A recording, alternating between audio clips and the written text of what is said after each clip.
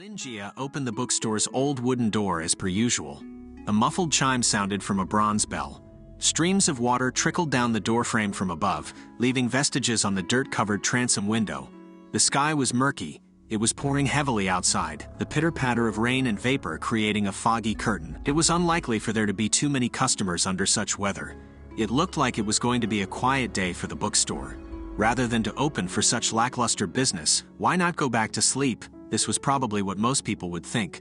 But what if someone were to get caught in the rain without an umbrella and needs a place to wait it out? Lin Jia took a book from the rental shelf before heading toward the counter. He brewed 2 cups of piping hot tea before finally settling down behind the counter. A book and a cup of hot tea. The tools needed to warm a lost person's body and soul. Lin Jia took a sip from his own cup and smiled. Indeed, he was just this sort of kind-hearted romantic. Crack, with a twist of her hands, Ji Jisho snapped the neck of the person caught in her clutches. However, the battle was not over yet. She quickly turned around and drew a long blade to sever the neck of another man. Ji Jisho pushed the 2 bodies away from her before walking out of the alley. A heap consisting of more than 10 corpses was left in her wake.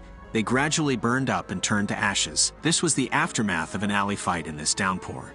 Blood that had seeped through her black formal dress during the fight dripped onto the ground, evaporating into a wisp of acrid steam that was immediately washed away by the rain.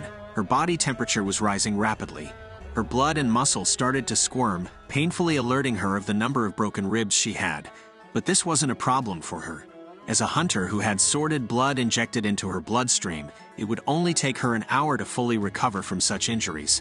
Time, I need time. She looked ahead of her. Vaguely concealed amidst a curtain of rain was a bookstore with faint light peeking through its glass windows. Through the window, she could faintly make out rows of bookshelves. Shing! The long blade in her hand retracted back into its mechanism. Ji Jisho trudged toward the bookstore amidst the rain and pushed its door open. The interior of the bookstore was very quiet. She stepped in together with her cane, and it didn't take her long to spot the boss of the bookstore. It was a young man seated behind the counter, reading a book. His shirt and trousers were entirely black. In contrast to his dark, slightly messy hair, his skin was fairly pale. There was another cup on the counter with steam still swirling from it, but no one was on the high stool in front of the counter. Ji Jisho actually had an uncanny feeling that this cup of tea and seat was prepared for her, and the young man sitting behind it gave off an air of mystery. There was even a towel on the counter. Drip, drip, water was dripping off her thoroughly drenched self. Her wet hair was sticking to her neck, and her low-cut dress revealed her fair, supple skin. "Welcome!" Lin Jia looked up with warm yellow light reflected in his dark pupils. With a smile, he pushed the cup of hot tea towards Ji Jisho. "It looks like my long wait hasn't been in vain. The rain has washed a beautiful customer into my humble bookstore." Complimenting a customer's aesthetics was a part of good service. That being said, the person standing before Lin Jia was undeniable a beauty. Despite being thoroughly drenched, her beautiful features, akin to a delicately chiseled sculpture and ivory-white skin, was still faintly discernible in the dim light. He felt that his wait had been worthwhile. "It looks like this customer needs a good heart-to-heart chat. Maybe I can make a new friend today. And perhaps a regular too." This was definitely not the thoughts of an avaricious businessman, but genuine concern and goodwill. Ji Jisho eyed the cup of tea before her with narrowed pupils. Long wait. This meant that the young man knew about it and had been deliberately waiting for her. Or could there be other motives in play?